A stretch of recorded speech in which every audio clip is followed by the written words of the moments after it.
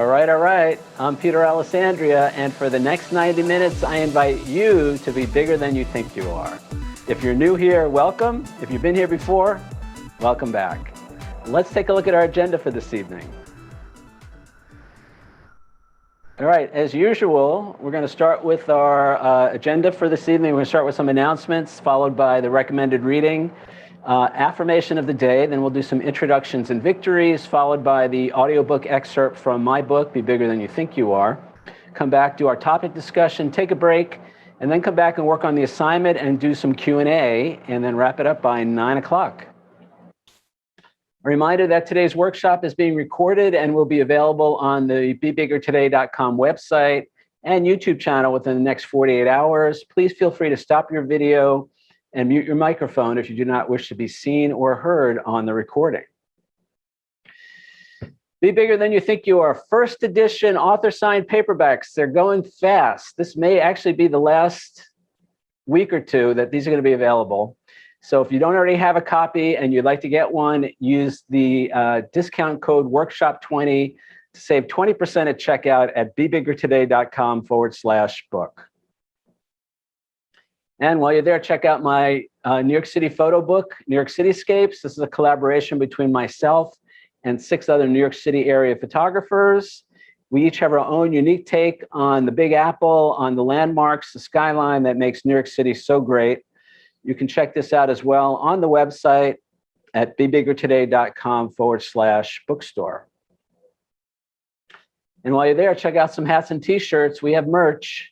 Save 20% by using the discount code MERCH20 at checkout. And also, you can see my original art and photography. These are professionally framed, limited edition gallery wrap prints of my original landscape, cityscape, and abstract images. You can check those out at BeBiggerToday.com/art-photography. And here's the commercial for tonight.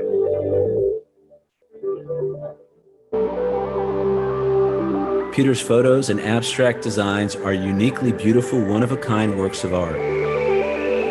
These gallery-wrap canvas prints are set in a contemporary shadow box floating frame and will enhance the beauty of any home or office. Available in 4 different sizes, each piece is professionally framed and comes complete and ready to hang. Frames are available in your choice of black, white, or brown, and each is signed by the artist. Peter's original art and photography will make a great gift for a client, for yourself, or someone you love. Order yours today.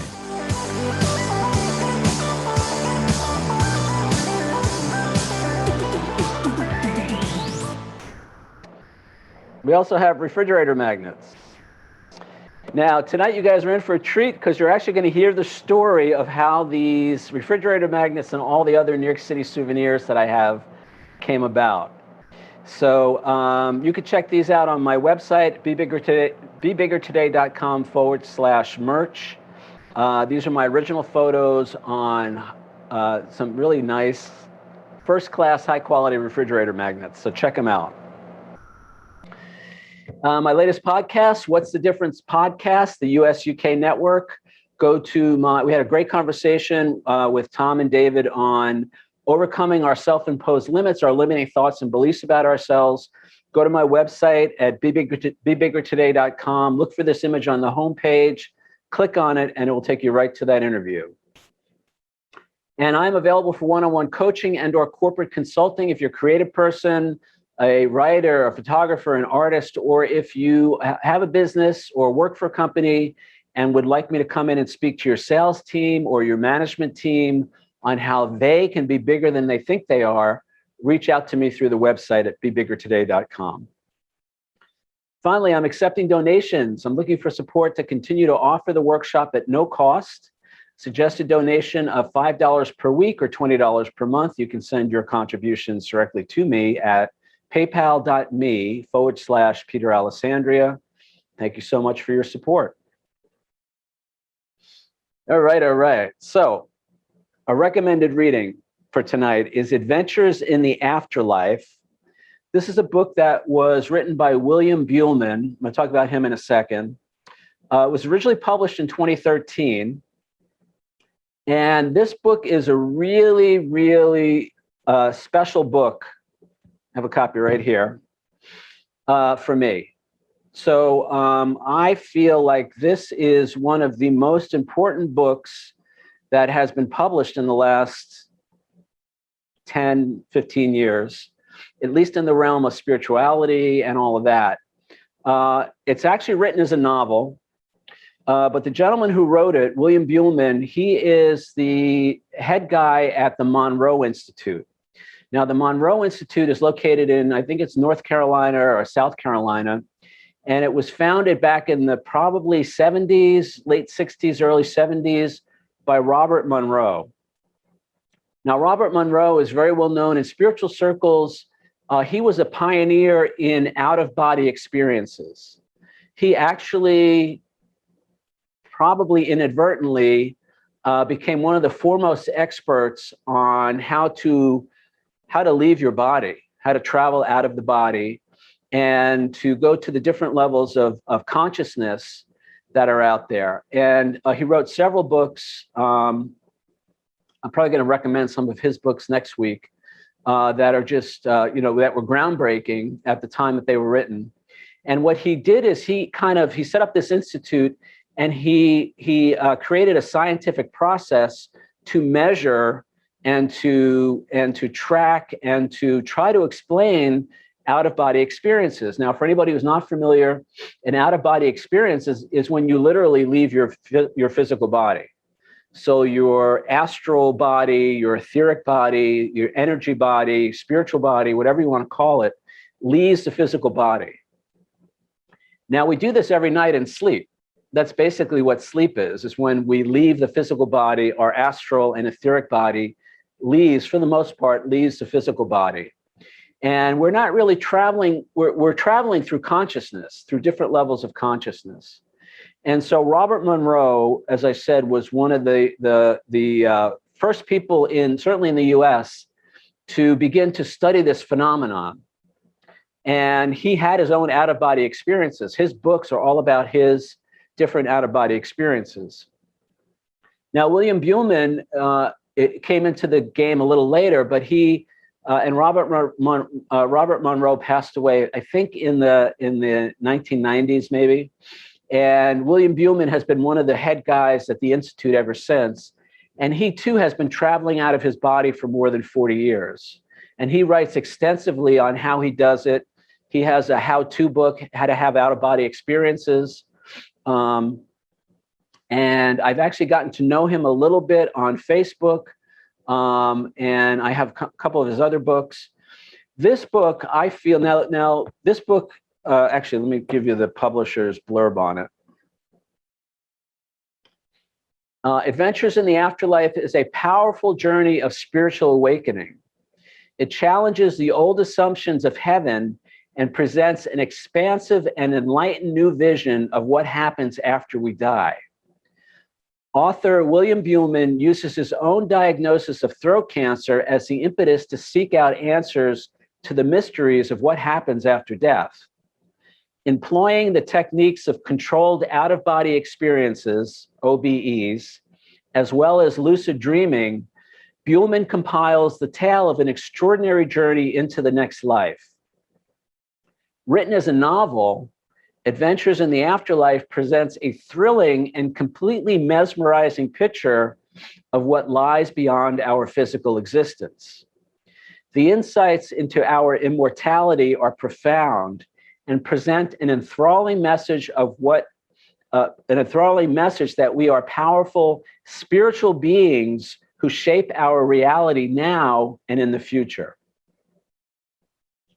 Now, I actually wrote most of that because I didn't like the publisher's blurb. So that's my, I have to send that to William.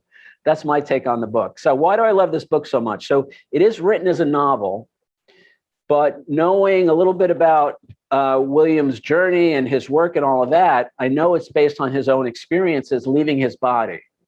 Now, what I'm going to say it out loud, my dream is to direct this as a feature film in Hollywood, to be the director and the producer, and bring this message to the masses.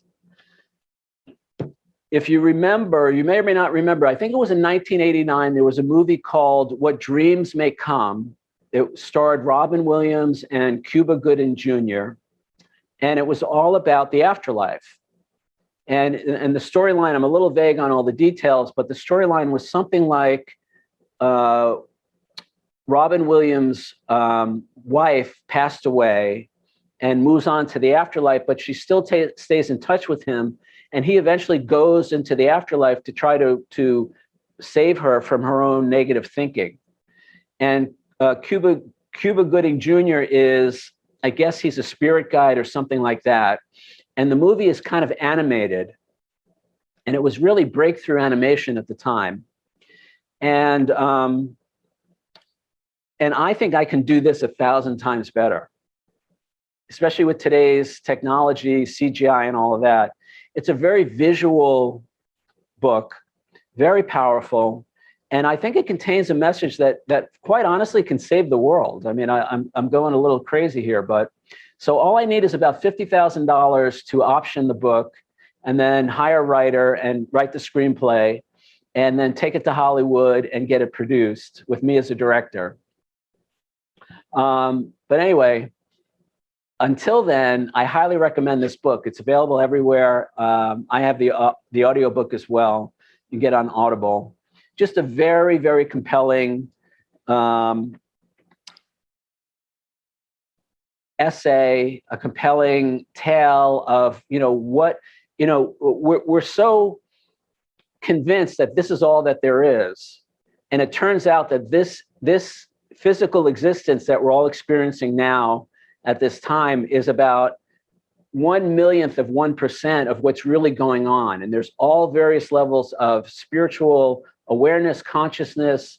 And within those levels, there are levels, and there are societies, and there are civilizations of people who at one point or another may have experienced the physical realm, maybe not.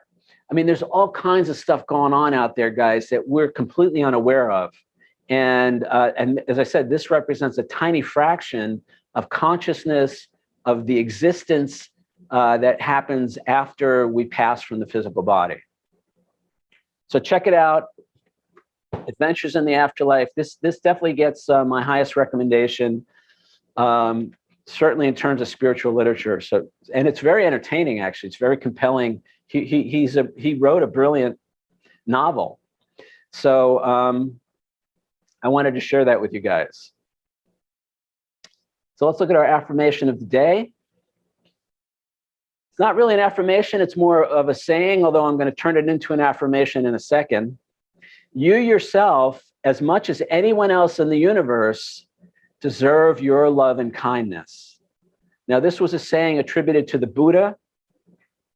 I love this, and what I'm going to do is turn it into an affirmation and say that I myself, as much as anyone else in the universe, deserve my love and kindness.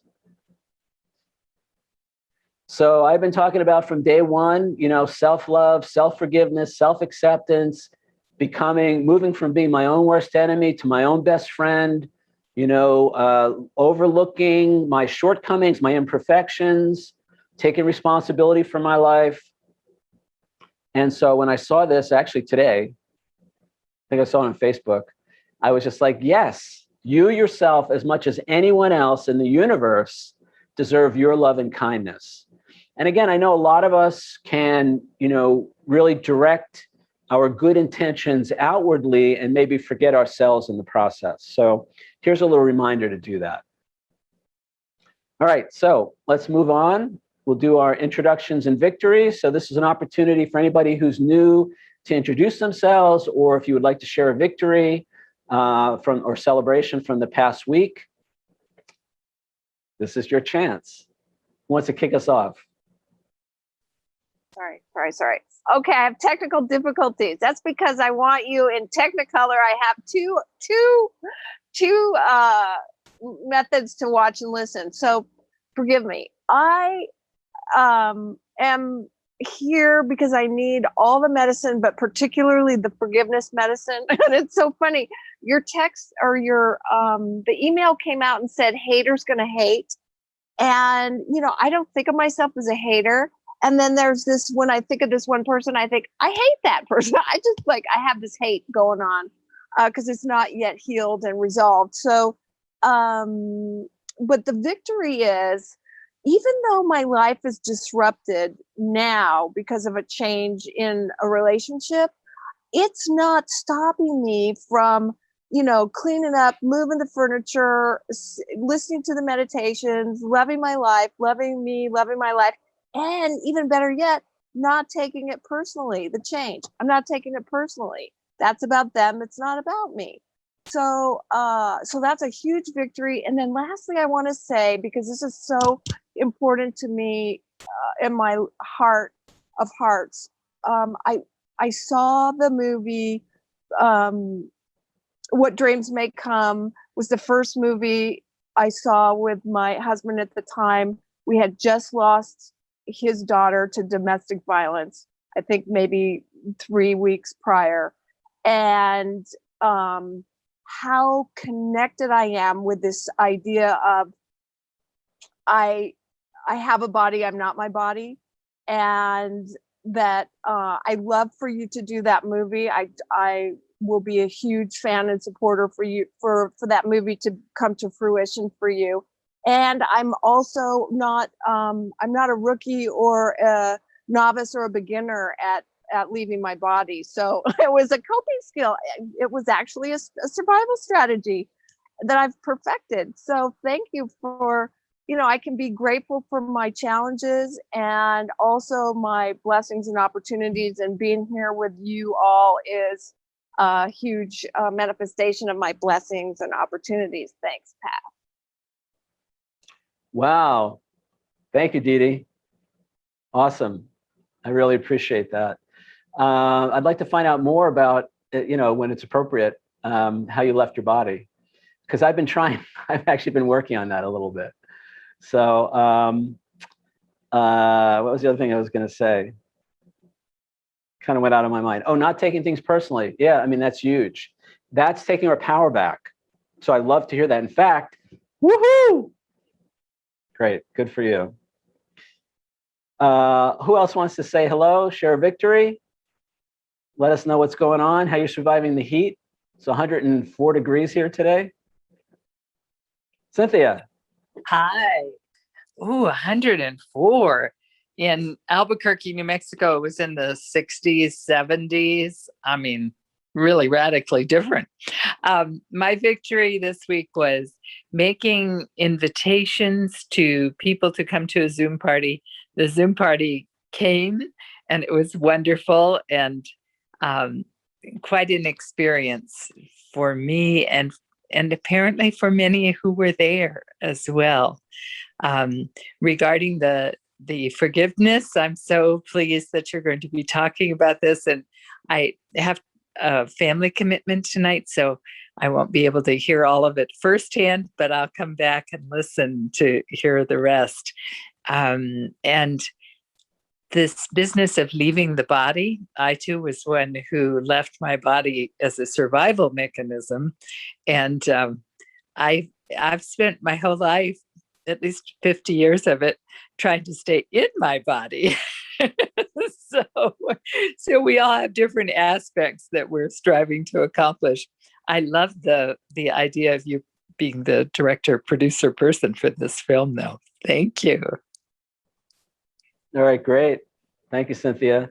Yeah, I had a chance to attend that party, and I want to thank you again. A lot of great gratitude, and it was a blessing in my life. And I got to see, as I shared with you, that you have been a blessing in many other people's lives. So I want to acknowledge you for that. It's the hard work of being human and recovery and taking care of ourselves and all of that. So thank you. All right, cool. Anybody else want to say anything? All right. So let's jump in then. Haters gonna hate. We're still working on chapter 7. You'll see why I chose this title for the workshop in a minute. We probably have another 3, maybe 4 weeks. There's a lot of material in this chapter. We're going through at a good clip, but we still have we'll probably go through at least the 3rd week, maybe even through the entire month of July. And then I'm going to take, probably going to take the month of August off completely, and then decide what we're going to do in September. So we'll talk more about that later. So chapter 7, we're going to start with the audiobook excerpt tonight. This one it's about 14 minutes or so. So I'm going to play that now, and then when we come back, we'll start our discussion. Haters gonna hate. A big part of me being bigger than I think I am has been to regularly post my photos on social media. I use Facebook, Instagram, and YouTube. Of course, the downside of posting online is the possibility of running into folks who may not think you're as cool as you do. I've actually experienced very little negativity on social media. The vast majority of people are great. They love my photos and openly acknowledge my talent. But there have been a few instances where people went after me publicly concerning my photography. They seem to think that some of my photos are too good to be true. The usual claim is that they're photoshopped. These people take it upon themselves to publicly attack me for those shots. I'm not alone in this. I have many great photographer friends who post similar photos and are also sometimes met with non-believers. These days, I kind of see this as a positive thing. The fact that some people believe our photos are too good to be true means we've done a great job. Whenever someone makes a negative comment on one of my photos, I do my best not to react defensively. If I choose to respond to their comments, I usually do so via direct private messages. I've learned to never engage in a public discussion with these people for 2 reasons. First, there's no upside to me defending myself publicly. I know the photos are genuine, so defending myself in a situation like this would only mean I was afraid what the other person was saying about me was true. Second, people are usually less defensive if the discussion is private. By not engaging publicly, there's less of an ego need for the other person to stick to their position. In my experience, even if I can prove without a doubt that my photos are real, the other person will never acknowledge this publicly. When we feel like other people are watching, the ego's need to save face is too great to ever admit it's wrong. Before I learned this, on more than one occasion, I was absolutely astounded to see people clinging to their original position despite a wall of evidence to the contrary. Even when neutral third parties chimed in on my behalf, for instance by showing similar photos from other well-regarded photographers, the hater would still not let go of their position. Instead, they would claim that the other picture was also photoshopped. To me, this was living proof the ego will never publicly admit it's wrong. Anyway, in terms of the private messages, I always keep the tone light and positive. I usually start by thanking them for taking the time to comment on my photo. My general lack of defensiveness usually disarms them, at least a little. And even if they continue their attacks in private, I make sure to never lower myself to their level. Now, there are 2 instances in particular where people were voicing negativity towards me that I feel may be helpful to our discussion of forgiveness. In both cases, using some of the principles I'm outlining in this book, I was able to turn the situation around into something positive. In the first instance, the person thought one of my New York City skyline photos was fake. He accused me of altering the image because he didn't believe the lineup of the landmarks in the picture was possible. In this photo, it appears the Statue of Liberty is directly in front of the Empire State Building. He was relying on the fact that he lives in New York and had never seen such an arrangement of NYC's iconic buildings. As I dug a little deeper, I discovered that he was an artist and a photographer who sold his own photos. To make them more attractive, he sometimes photoshopped his pictures. Since my photo was similar to one of his altered images, he assumed I had modified mine too. I reached out to him via private message after reading his comments on a Facebook group of which we were both members. At first, his private messages were as hostile as his public comments. I practiced deflecting his accusations to a more neutral subject while maintaining a non-defensive tone. As a result, he eventually became less accusatory. Remember, defensiveness begets defensiveness, and anger begets anger.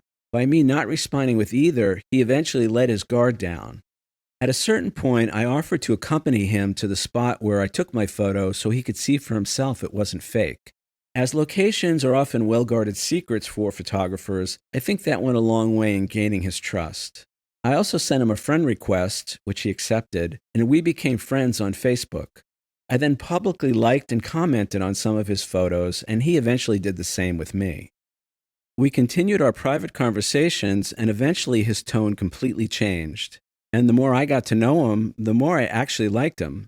He was an immigrant, English was his second language, as well as an artist and entrepreneur. He and his wife had developed an online as well as wholesale NYC souvenir business using his art and photography. Now here's the really cool part. He eventually ended up becoming a customer of mine. I was able to shift the tone of our interaction so much that he licensed one of my photos for his souvenir business. Even cooler, he introduced me to the owner of a larger company in the same line of work.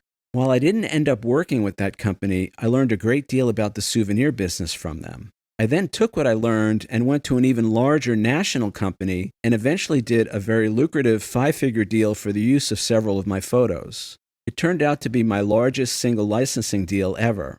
And it all came as a result of me forgiving someone else's attacks on me on social media. In terms of our discussion of forgiveness, this is a good example of the power of not taking things personally. It turns out this person who initially attacked me on Facebook was just a really nice guy who was having a bad day. What he said online was never about me. It was always and only about him. Recall we said the ego often projects onto others the things we don't like about ourselves. By deliberately putting my ego on hold and choosing to overlook his negative public remarks, I was able to see myself and thus another person in a new way. This ultimately created a positive outcome for both of us, and I made some good money to boot. I have to admit, when I first read his comments, my face flushed with anger and I wanted to attack him back. But then I realized that was not who I wanted to be anymore. There had been a few other instances before him where I went the old way and things turned out badly. So I took this as an opportunity to practice doing things differently. The only way I could do any of this was by changing who I thought I was in that situation. And in case you're wondering, we're still friendly to this day. With the second person, things were a little different. He accused me of bragging on Facebook about some of my successes. I had won a bunch of awards for my photos and was eager to share the news. So eager that in addition to my own Facebook pages, I posted on a closed photography group of which we were both members. In hindsight, he may have actually been right about me sharing my private successes beyond my own Facebook pages. But what may have been an otherwise accurate and even helpful message was buried beneath an angry and accusatory tone. When I saw his comments, I again didn't respond publicly. I reached out via private message and did my best to maintain a positive, non-defensive attitude. It turned out we had actually met once previously in person, so I suggested we get together again to try to work things out. I recommended a public place we were both familiar with for our mutual comfort and safety. Despite our first meeting being quite amicable, this time I had to endure some strong emotional outbursts and disparaging comments. He accused me of being a braggart and also attacked my integrity. He was really upset, and our interaction got pretty heated at one point. More than once I had wondered if maybe I had bit off more than I could chew. Eventually things calmed down enough for me to dig a little deeper. I sensed he was reacting to something personal rather than just to my postings on my awards. As we talked, it became clear he felt slighted by something I had done on the Facebook group several months earlier. It hadn't registered with me at the time, but I could see now how he ended up taking what I had done personally. When I finally realized what was going on, a little light bulb went off inside my head. I know the power of making an amends, so I did just that. I acknowledged my part in the previous misunderstanding and sincerely apologized to him for it. This seemed to be what was needed to fully diffuse the current situation, and we ended up having a pleasant conversation for the remainder of the meeting. We parted friends and are now on good terms. He's a really good photographer, and as a result, I didn't hesitate to refer some business his way recently. I genuinely respect his work and see him as a talented professional and a nice guy. There have been no more issues between us. In both these situations, I realized I had a choice as to how I was going to respond. They provided me with powerful learning opportunities, and I did my best to apply some of the principles we've been discussing in this book. For instance, with the second gentleman, I was able to practice having permeable boundaries. His feedback about the closed group not being the best place to toot my own horn was actually well-founded. What I didn't have to take in were the disparaging comments and negative tone that accompanied that information. I also learned the importance of not taking things personally, as well as the value of not being defensive in my interactions with others. I got to experience what it means to see the world the way someone else does, and how, if I had been in their shoes, I might have reacted the same way. And I also learned the power of consciously and deliberately choosing who I wanted to be in each situation. If I saw either of them as having the power to hurt me, it wouldn't have made sense for me to pursue a relationship with them. I would have been potentially setting myself up for more harm. To thine own self be true. Now, again, and just to be really clear, acting in the spirit of love and forgiveness doesn't mean we let other people walk all over us. Loving another doesn't mean we stop loving ourselves. It's our responsibility to take care of ourselves in all situations and with all people.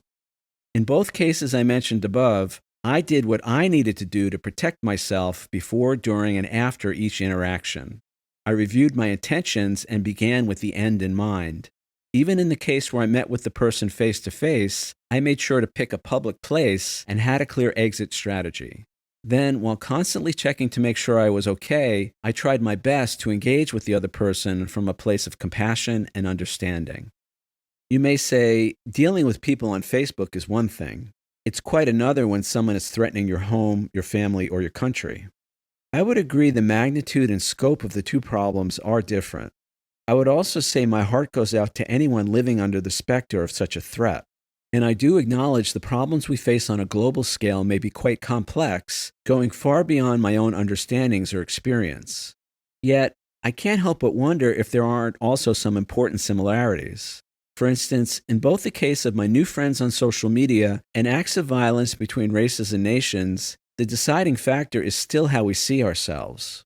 Who we think we are will determine every response. And it's those responses which will invite further attack or make the way for peace. As I mentioned earlier, getting to know our adversaries goes a long way in diffusing potential conflicts. Dismissing others as crazy, zealots, fanatics, etc. does not serve us. We're all crazy at one time or another and in one way or another. Yet we also now know that everything everyone does makes sense within the context of how they see themselves and how they see the world. No matter how extreme an individual or group may seem, they're still mostly rational actors within the scope of their understandings. The more we understand this and then attempt to see them and the world the way they do, the better chance we have of heading off potential problems. We also said at the most basic level, everyone is just doing what they think they need to do to survive and or to be happy. We can extend this to say everyone wants some measure of safety, security, and peace in their lives. Recognizing this means we can begin to understand why others think, feel, speak, and act the way they do. While we don't have to agree with them on everything, this understanding can pave the way for nonviolent resolution of our differences. Lastly, as I mentioned earlier, when we change our perception of ourselves, we also often change our perception of other people. For instance, I used to see myself as a victim in many of my relationships. This meant I had to see other people as victimizers. I often felt like they had power over me, and so I acted and reacted accordingly. Today, I don't see myself this way as much, and so I don't see other people the way I used to. The more I trust myself to take care of myself, the less defensive I am. The less defensive I am, the more compassionate, understanding, and even helpful I can be when someone else is acting insanely. As we see ourselves in a new way, whether as individuals or as nations, the result will be more peace and better relationships with others. All right, so that's the audiobook for this evening. And we're going to jump into our discussion. So as you heard in the audiobook tonight, I had a couple of experiences whereby not taking things personally, whereby deciding to extend forgiveness, to overlook somebody else's negative behavior, I was able to have a different experience than I might have had in the past. And, the first thing I want to say is we talked a lot in the last two chapters about the ego. And the ego is that part of our personality, that part of our mind, which is, obsessed with what other people think of us, which is obsessed with the title of chapter 6 is Would You Rather Be Right or Happy? Our ego is that part of us that wants to be right about everything, which means making other people wrong. It's a part of our mentality that blames other people, doesn't want to take responsibility, and that sees attack as justified. And when somebody does us wrong, quote unquote wrong, we're justified in attacking them verbally or even physically. So what I want to suggest is a couple of things. So when I recognize this characteristic in myself, I also see it in other people. And I can see that in my own life for a long time, I was not willing to, I never would admit publicly that I was wrong about anything because I was so insecure. And I thought that that was just going to be more proof that I didn't know what I was doing or that I was a bad person or whatever. So when I'm dealing with other people and I recognize their ego is up, then I come to this place where I say, and this is what I talked about in the reading tonight, it's better to take the conversation private, take the discussion private. And the way I do that on social media is by direct messages or, some other way, as opposed to having a public conversation, a public argument, whatever you want to call it. And that has proved to be effective because the other person in the situations that I've encountered this, the other person seems to be much more willing to ultimately engage in some kind of a dialogue, as opposed to, and there have been times when I've done this, where I attack somebody back, somebody who made negative comments about my photos on social media, on Facebook. Instead of taking the conversation private, I would publicly attack them back. And it never went well. And there was never a positive result. And it never felt good afterwards. And ultimately, I realized that that was not a really effective way to deal with this issue. Now, as I also mentioned in the book, I don't always respond to negative comments. I have taken advantage of the process where you can block somebody on social media and delete their comments. I've done that a few times. And in all honesty, it's been years. It's been at least 2 years since I've gotten any kind of a negative comment on my work. And even then, it wasn't, I can really count on two hands the number of times that I received negative feedback. So I'm very grateful for that. And most people are really supportive. I've met some wonderful, wonderful, wonderful people on social media, both Instagram, Facebook, and YouTube. So I'm really grateful that has been my experience. That being said, I wanted to use a couple of those experiences to fit into our discussion tonight and in the book, obviously. So my first suggestion is when something like this comes up, keep in mind that you're probably not going to get very far with the other person if the discussion is public. If there's other people watching, if there's other people who there's an opportunity for them to chime in or whatever, the ego never wants to let go of its position. It will always try to save face, to the point, as I said, I was absolutely astounded on a couple of occasions where the other person, despite a wall of evidence to the contrary, would not let go of their position. It was completely irrational. And that's another good idea of when how we know when we're in the ego. The ego is irrational. It takes everything personally, feels justified in attacking back, and it's like completely irrational. All right, so we talked about this in chapter 6. Defensiveness begets defensiveness, and anger begets anger. By us not responding with either, other people may let their guard down, and this opens the door to a peaceful resolution of our differences. So my part in all these situations is to be conscious of where I'm coming from when I'm interacting with another person. Even though they attacked me, even though there may be unloving, inappropriate, or whatever, I take care of myself, right? That's always the first thing. I make sure I'm safe. I make sure I'm out of harm's way. And then if I choose to engage further with that person, and I can do whatever I need to do to take care of myself. But once I do that, if I choose to engage further, then I've noticed that for me, it's really important to stay out of the defensiveness, to stay out of the anger, because it just builds on itself. So what we want to do, what I want to do, is be conscious of where I'm coming from in those moments when I am interacting with that other person. And am I being defensive? Am I attacking them back? Because in my experience, when I do that, it does not lead to a peaceful resolution of that conflict, of that situation. So defensiveness begets defensiveness, anger begets anger. And by being aware of that and making a different choice in the moment, it opens the door to the peaceful resolution of our differences. Now, I have to see myself differently in those situations than I might have in the past, because if I still think that that person has power over me, or that person can somehow harm me, and again, this is assuming there's no immediate threat of physical harm or abuse or anything like that. But when I change how I see myself, I begin to change how I see other people. And when I change how I see myself, I don't react with defensiveness. I don't have to react with anger. I can let what's happening be about them. I don't have to make it about me. And then I can decide if it's safe and if it's appropriate.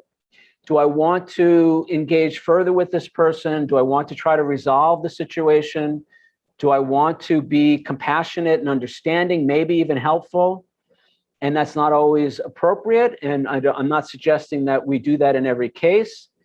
But when it is appropriate, there is another way, for me at least, to interact with people in those situations. So defensiveness begets defensiveness, anger begets anger. And we want to keep that in mind and recognize that we have a choice. See, nobody makes us feel anything. Even if somebody's attacking me, they're still not making me feel anything.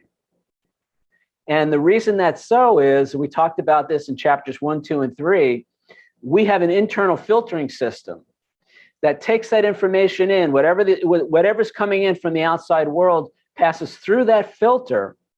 And that filter is based on who we think we are in that situation, usually based on our past experiences in similar situations. And then we give the situation a meaning, and we react to that meaning. We're not actually reacting to what's going on outside of us. We're not actually reacting to what that other person is doing or not doing. Because I can tell you now, there are situations where in the past, I reacted one way, and then with the same person in a very similar situation, I react completely differently. If they were the cause of my feelings, if they were the cause of my reactions, I would react the same every time. And I've had enough experience now to recognize that that's not true. That's not how it works. I am choosing, often unconsciously, but more and more consciously, my reactions, what I say, what I do, how I react in that situation. And when I change how I see myself in a more positive way, I feel less threatened, I feel less vulnerable, and I'm much less likely to react with anger and defensiveness. And when I react with less anger and defensiveness, it changes how the other person reacts to me. And then we have a chance to resolve things. We have a chance for a peaceful resolution of that situation.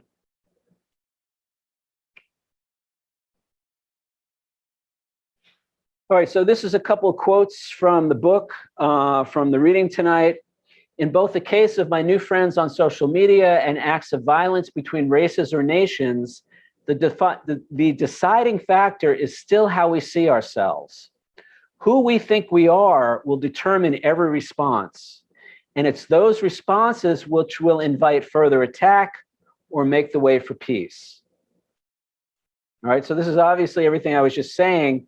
It's my contention that this works on an individual level, and it can also work on a global level.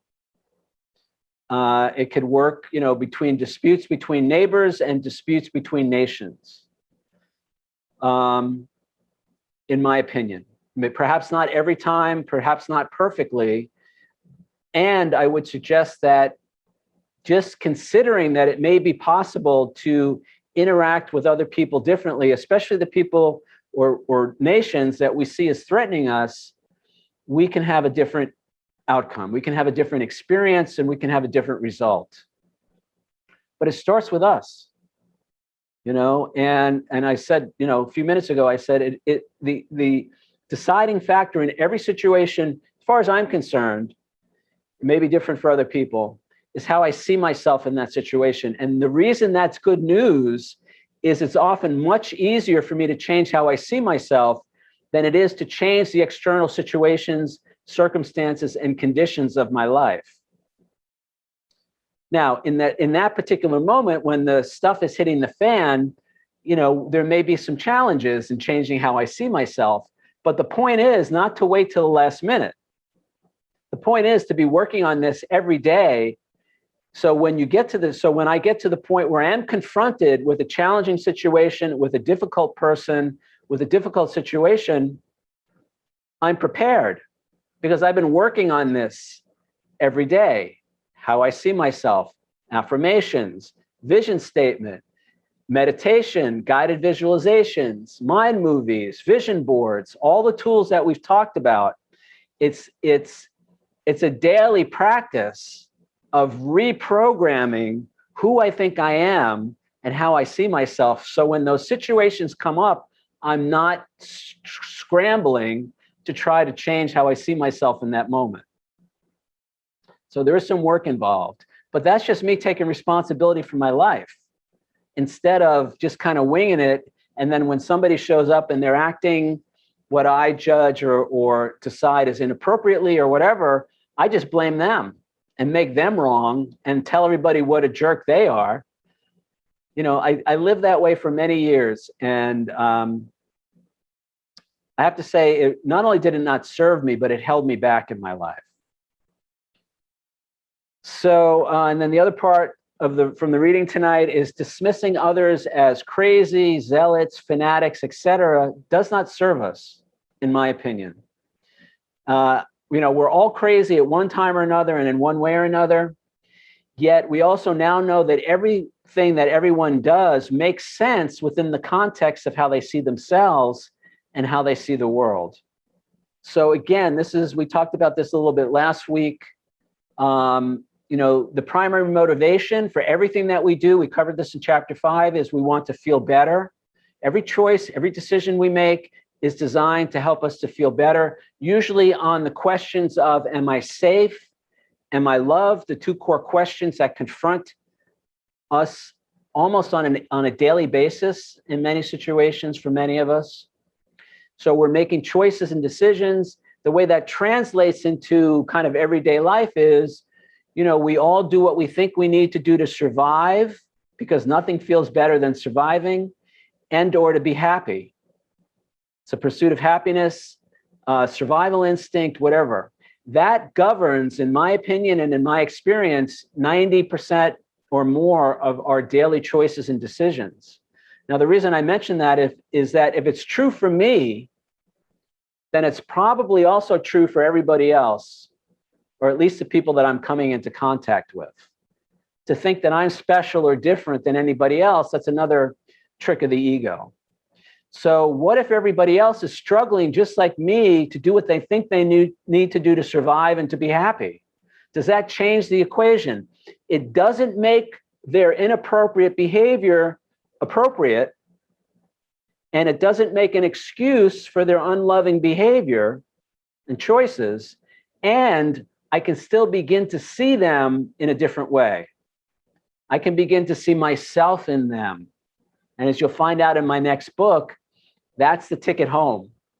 And I don't mean home here, I mean home there. When we begin to see ourselves in other people, when we begin to see our oneness, when we begin to see our connection.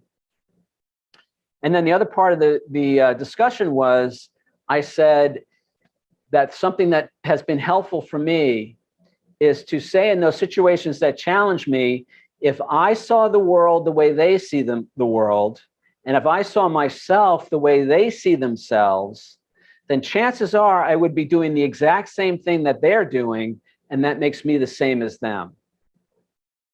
Again, I want to break the ego's hold on my consciousness, which says, I'm right, they're wrong, I'm good, they're bad, and I'm justified in doing whatever I need to do to take them out. We want to break the hold on that thinking that the ego has on our thinking in that regard.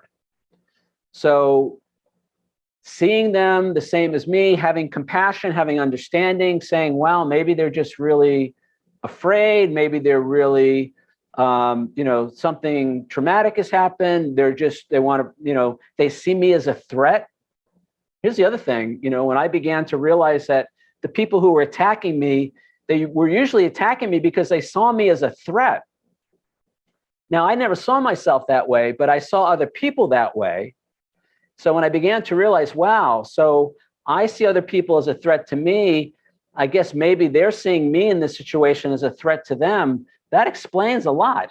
No wonder they're acting crazy, because I know when I see other people as a threat, I can act crazy. All right, and then the last slide for this evening. Again, a quote from the book. I used to see myself as a victim in many of my relationships. This meant I had to see other people as victimizers. I often felt like they had power over me, so I acted and reacted accordingly. Today, I don't see myself this way as much, and so I don't see other people the way I used to. The more I can trust myself to take care of myself, the less defensive I am.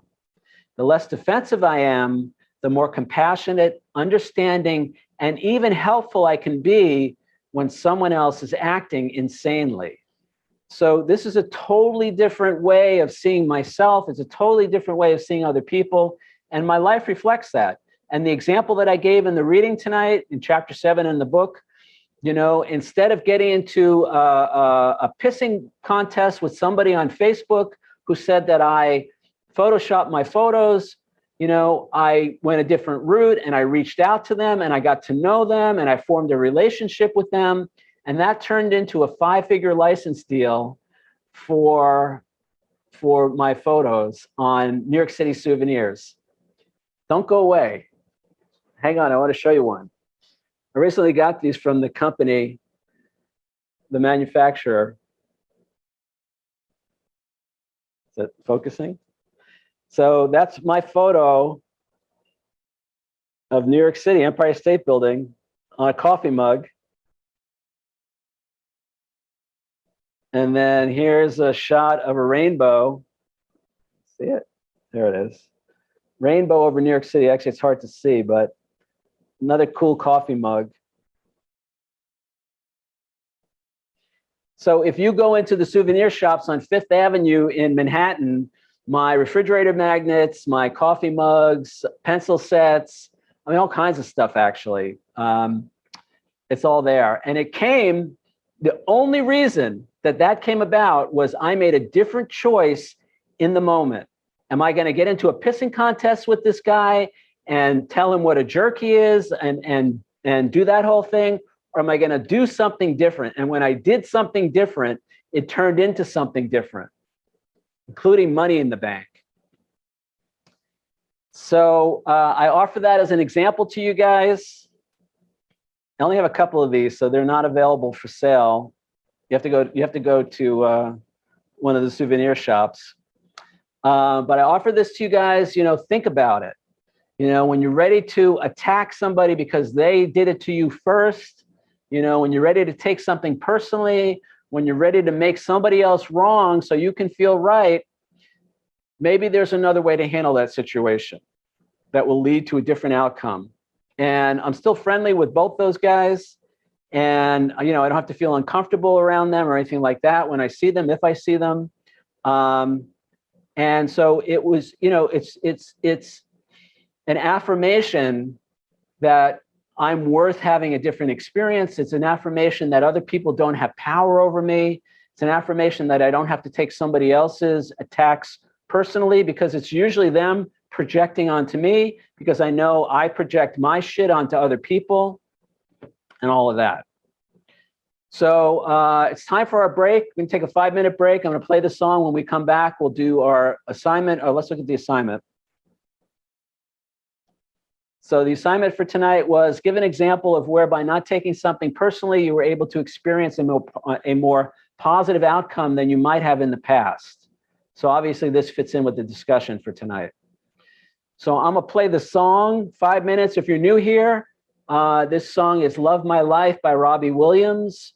I can't actually play the song on YouTube, so you got to go listen to it, but I'm going to put the lyrics on screen because they're positive, life-affirming lyrics, words. And so I'm going to share that with you. We'll be back in 5 minutes.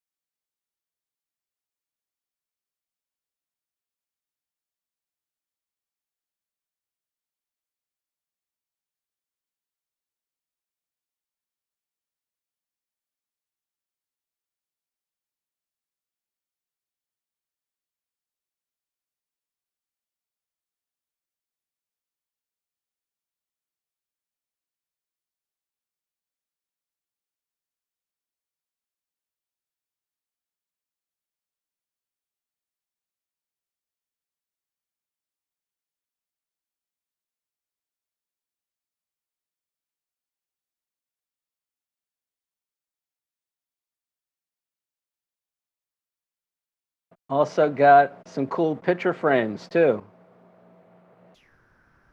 Some of these. So yeah. All right. So let's open it up. We want to talk about the assignment for tonight. So give an example of where by not taking something personally, you were able to experience a more positive outcome than you might have in the past, or anything else related to the discussion tonight. So who wants to kick us off? I do. Go ahead, Dee Dee. Thanks, Peter. Hi, everybody. Okay, so this morning, in fact, I love this discussion. Everything, it's just such divine right timing. So I felt both, I heard somebody as both hostile and blaming and accusing this morning. And instead of engaging with that in my response, I just simply removed myself from the situation. Thank goodness for that. So that's huge and real progress for me. Because this person, they're not going to change their delivery, maybe necessarily just because I don't like it. They're just not. They're just not going to. And I can hopefully over time, as I feel more confident and as I really embrace the value that I am and that I bring to the situation that everybody recognizes me for, except maybe this one person who feels, by the way, I'm certain they feel threatened by me. If I can just relax knowing that, hey, I'm not going to change them or fix them or make them different. And, adding my defensive-ness or my retaliation is not going to serve me. It's going to make things really awful. In fact, I was so upset by their behavior that I was going to send a group text and leave her off and say, this is unacceptable. You got to deal with this. She's going to create dissent within the team, blah, blah, blah, blah, blah. So over time, I'll find the right way to address it. If there is, if I need to, set a boundary or take some action, I'm sure I'll find the appropriate way that doesn't exclude or create more dissension, which is what I don't want. So that's the first thing. And then secondly, I was telling you that by not taking this change in relationship and my home situation personally, I've saved myself a ton of time and energy, because in the past, it's not the first time I've had a change. But it is the first time where I'm not taking it personally. I'm not, although, I'm going to own my part in the whole thing, whatever it was that I did that contributed. And I know quite well what all that is. I'm not going to fight reality. I'm not going to, try to pretend like it's not what it is. And so in that, because I'm not going to lose time, I'm not going to lose energy, and I'm not going to stop moving towards my greater good. I think because of all of that, ultimately it will be better for all parties concerned, not just me, but all parties concerned. And so for that, I'm grateful. I'm also hopeful, but I'm really grateful. And more will be revealed. Okay, thanks.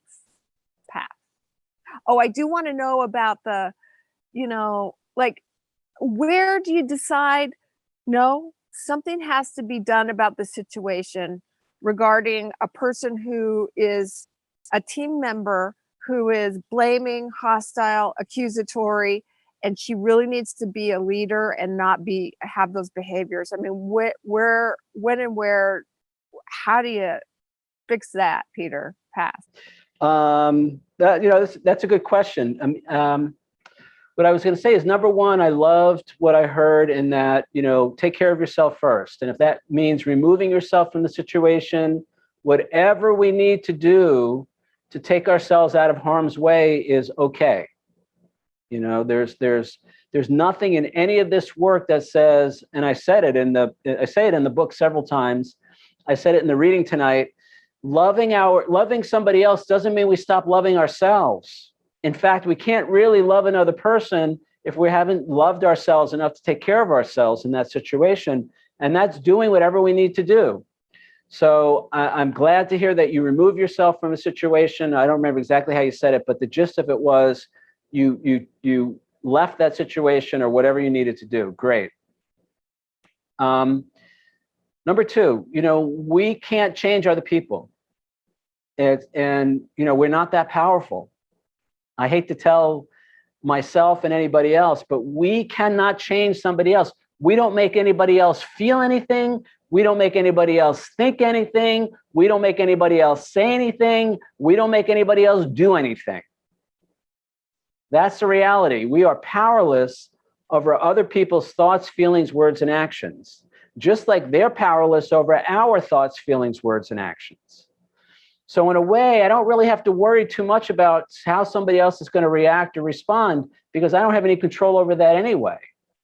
The only thing I have control over, which I equate with choice, is what am I thinking, what am I feeling, what am I saying, and what am I doing in this moment with regard to the situation.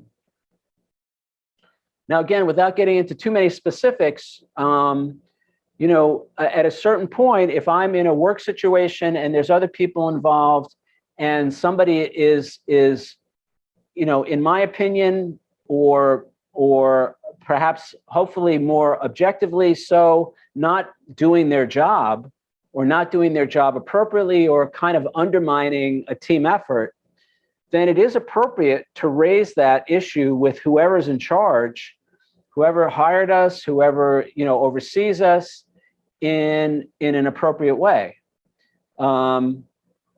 Communicating directly without negative emotion, without making somebody else wrong, without blaming anybody, kind of just stating the facts. And the facts are A, B, C, D, E. We have to get this done, that done, and that done. And if we don't do it this way, this is the ramifications or whatever. Some kind of a communication. If there truly is nobody in charge, then the whole team has to meet, and it has to be discussed. The thing to do again is stay out of blame. Talk about myself. Talk about how I'm feeling. Talk about what my concerns are, without pointing fingers, without making anybody else wrong. Because again, we all see it from our own perspective, and I guarantee you that other person will not see the situation the way I see it. So there has to be a way to keep the focus on myself, talk about myself, talk about what I see, what I hear, to stick to the facts, basically. And then the last thing, again, thank you, Dee Dee, for your share. I really, this idea that other people, when they're attacking us, it's because they see us as a threat. It's like they see us as having power over them. They see us as somehow interfering with their goals or with what they think they need to do or whatever in that situation. So, in an odd way, at least for me, when I think of it that way, it changes the equation. It's like, wow, they're afraid of me. And I think I'm afraid of them. And wow, so, we're kind of the same here. And maybe looking at the whole thing differently. Course in Miracles defines a miracle as a shift in perception. Same situation, same people, but somehow I see it differently. That's the miracle. All right, great, Dee Dee, thank you. You want to say anything else, or you're good? Yeah, I'll just say thank you very much. Exactly right, spot on. So appreciate you. And this workshop is really, really good one. All right, great. Thanks, Dee Dee. Who else? Who else wants to chime in on our topic for tonight? Hello, Peter. Hi, Barb. How are you? Good. So it was funny. I was late because we had like a staff barbecue, and all the people I work with, all different departments. I don't see them all the time. They're in different buildings and stuff like that. But there was probably about 12, at least 12 people there. And I noticed a change in me. And it was, it is because of the workshop. It is because I'm bigger than I was. I think what used to happen is, number one, I was always very uncomfortable in those kind of situations. And I think now I can easily say, I think I would let my ego take over. And so I would have to say things or do things to kind of not get attention, but just, remember I said I would say stupid things? Okay. So what I noticed this time is, it's the same group or whatever. And I was quiet. I was able to be in the group. And I guess what I could say to you now is I didn't let my ego, I did not bring my ego. And if, now that it's over and I can talk, I think about it now, it was wonderful. It was very relaxing. And it's funny because you could sit there and, like Dee Dee was saying, you could, you listen to other people's conversations. They kind of have you in the conversation, and everybody is talking about somebody or saying this negative thing or this negative thing or this. And it's just funny to just listen, I don't know why. I mean, I certainly engaged if I needed to engage in a conversation, but it was very pleasant. I've never had that experience really before, Peter, not really. And I'm grateful, as Dee Dee would say, very grateful that I'm changing. And I don't know if it has to do with the lessons tonight. I guess in a way, what was it, what was the lesson? If we did something, the outcome would be different. So kind of that way. Give an example of where you're not taking something personally. Right. So if I didn't take something personally, that means I didn't bring my ego. Is that correct? Yeah, that's it. Yeah, that's it. That's it. The ego takes everything personally. Everything. And I love what you said. Wants attention. Wants attention, but more importantly, wants to make other people wrong. Okay. That's the gossip. That's we talk about other people when we complain, and all of that.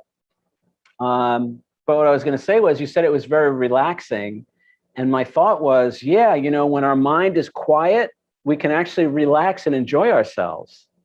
Right. Whereas when we're in the ego, what do they think about me? What am I going to say? I don't like this person. I really don't want to talk to them. They're just complaining. I'm just complaining. Whatever. It gets very loud in there, and it's hard to relax and enjoy ourselves. Yeah. So who would have known? Here it is. Yep. So a big woohoo for me. I'll say it. Yeah. And, I still do work with, very closely with that one person. And, I don't know. It's a ongoing process. Like you said, I got to learn not to engage, not to say much, to feel good about myself as I'm working. And it seems to be working out a little bit. I still don't think I belong there. I don't know. I think I'll find out.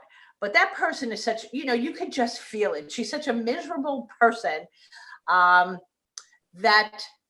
I don't want to be around that. I know I have that choice to say it doesn't mean I have that choice to do it yet. All right.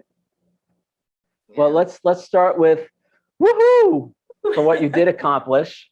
Okay. That was great. Right? Good for you. And, listen, I always say this. I've worked with people in the past, in sponsoring people and 12-step programs and all that. And I've had people who didn't like their jobs. And I think about my own situation when I didn't like my work situation, my job. And, in one case, actually what I said to this one guy who I was sponsoring was, the best way to leave your job is to fall in love with it.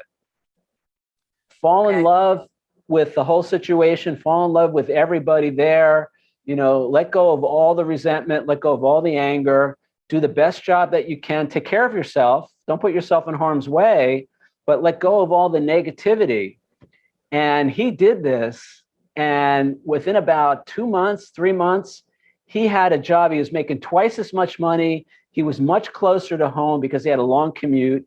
It was a much better work environment, much more opportunities for advancement. And he said to me, he said, the only thing I did was fall in love with the old job and let go of all that anger and resentment. And within a matter of weeks, this new opportunity just came to me. So, what they say, what you resist persists. And, the people who are in our lives are there for a reason, and they need love just as much as we do. And again, we don't have to caretake them. We don't have to fix them. It's not our job to make their lives okay. None of that. And we can still feel compassion, empathy, understanding, and love for the people that we may not like, with the understanding that that's going to free us. It's our resentment, it's our condemnation, it's our grievances that keeps us stuck. Remember, you get what you think about, whether you want it or not. If we're focused on something negative, we're going to get more of that. And I noticed this, for me, it was a lot especially when I was first starting out as a photographer, I would get a difficult client, somebody who it was very hard to make them happy, complaining, haggling on my prices. And I would feel so resentful, and I would get so caught up in that. And guess what? The next client that came along was just like that. And then another one and another one. And finally I was like, I got to get off this train, and I started to change how I saw myself, and by extension, how I saw them. And I began to no longer accept the unacceptable in other people. I had better boundaries. I had less fear about losing a client. And I don't have any people like that at all in my life anymore. I don't have any, most of the client relationships, for the most part, that I've had, not a problem. And people, I sold some photos over the weekend, last week, and there was a part of me that was worried, and I had all this fear about it. And I just said, I got to let that go. That's the old me. I don't want to be that person anymore. And they called me up. They texted me over the weekend after they got the pictures. They loved them. It was great. And I made some good money. So when I get rid of that old thinking, and when I change my focus, remember, whatever we focus on, whether we want it or not, we're going to get more of that. So as I change how I see myself, as I change how I see other people, I change those thought patterns, and the thought patterns change the feeling patterns. And when I change the feeling patterns, I'm vibrating differently, putting out different vibes. So I'm attracting different things to me, different people, different situations. Well, so we're really in control, that, yeah. And we don't know it. Yeah, I know. I'm going through a process here because it has been repeated in my life, but I'm not the same. I'm looking for the miracles, and I will be okay. I will survive this. So thanks, Peter. Well, not only will you survive, you'll come out better. Right.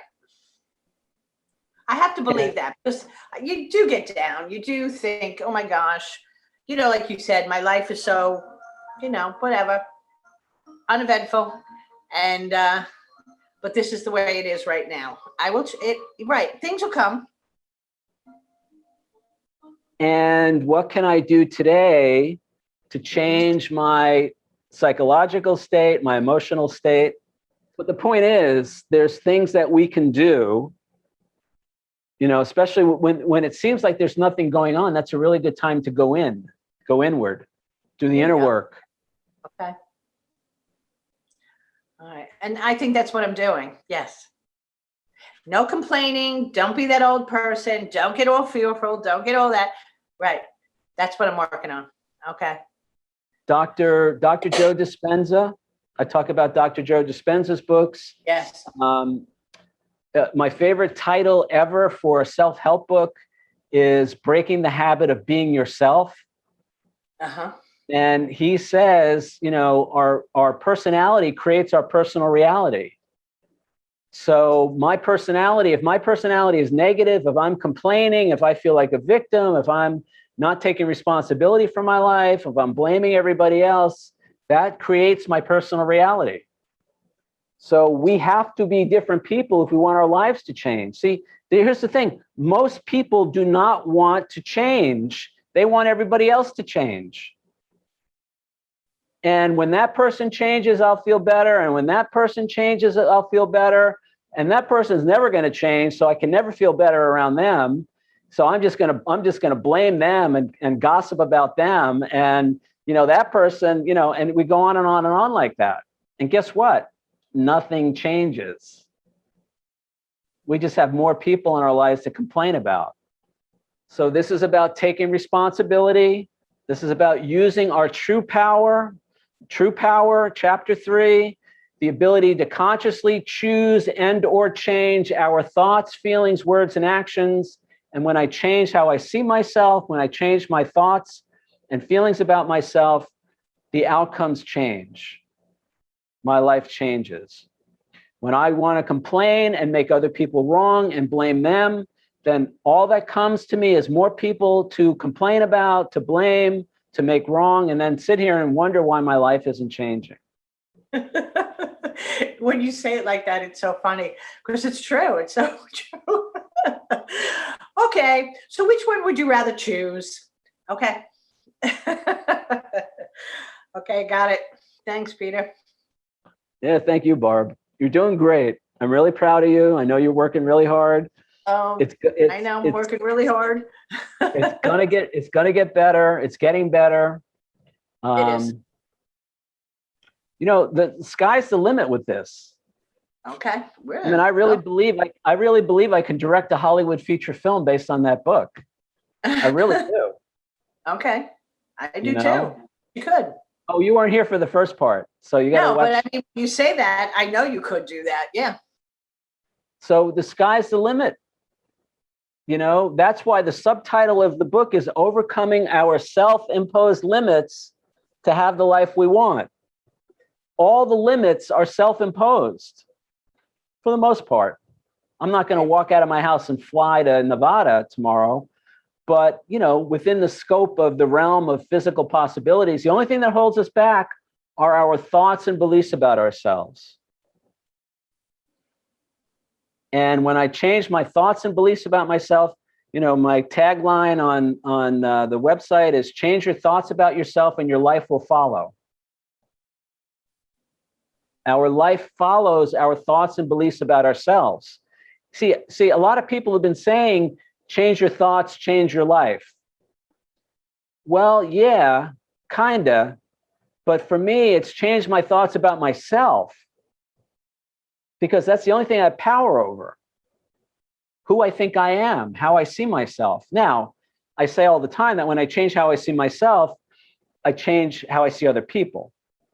But when I'm focused, as long as my attention is out there on what they're doing to me and how I'm justified in getting even with them or complaining about them or, whatever, my life is never going to change, ever.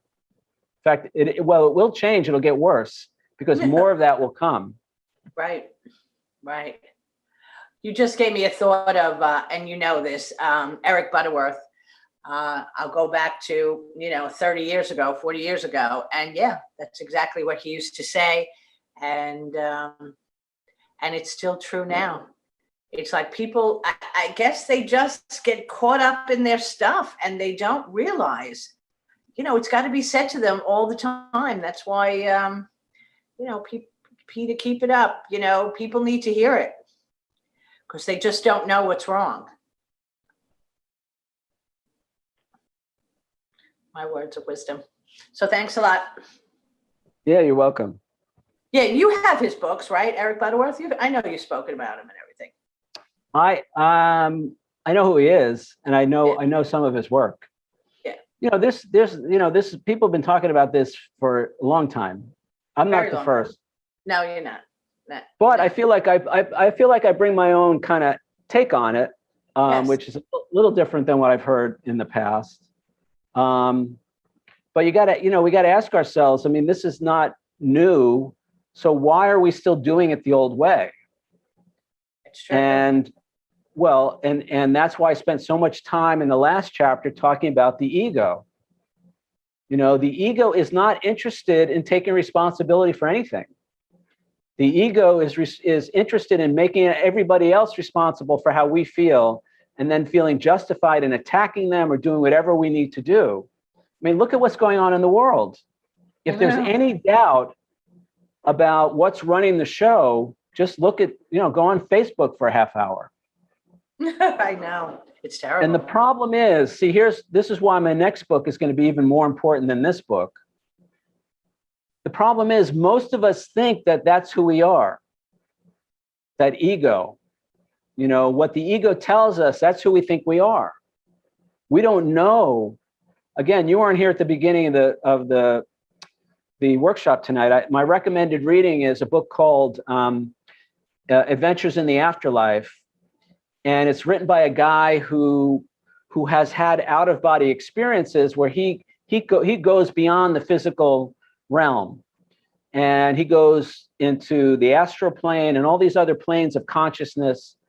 And this book is about his adventures doing that. And what I said, earlier this evening, is that what we experience here in this life, in this physical plane, is like 1/10 of 1% of like 1/1,000,000% of what actually is going on out there. There are whole planes of consciousness, of existence. There are civilizations. I mean, there's so much stuff out there that we're completely oblivious to, because we think who we are is this body, this physical body, this mind, and we don't think that there's anything beyond this. Who do you think you are? That question is going to take on a whole new level of importance in my next book and in my work going forward, because we have no idea who we really are in terms of our true identity as spiritual beings, as beings of light. We have no clue who we are. So that's why the ego runs the show. And as long as the ego is running the show, then it's going to be everybody else who's got to change, not me. Everybody else's fault. And they're bad and I'm good, and I'm right and they're wrong. And that's as far as we get. I know. Very few people move beyond that. No, and you that's could hear. that's why forgiveness, that's why I talk so much about forgiveness. That's what undoes the ego. All right, good. Barb, you want to say anything else? No, I'm good. Thank you. All right, great. I'm going to play the song one more time. We come back, we'll say our final goodbyes.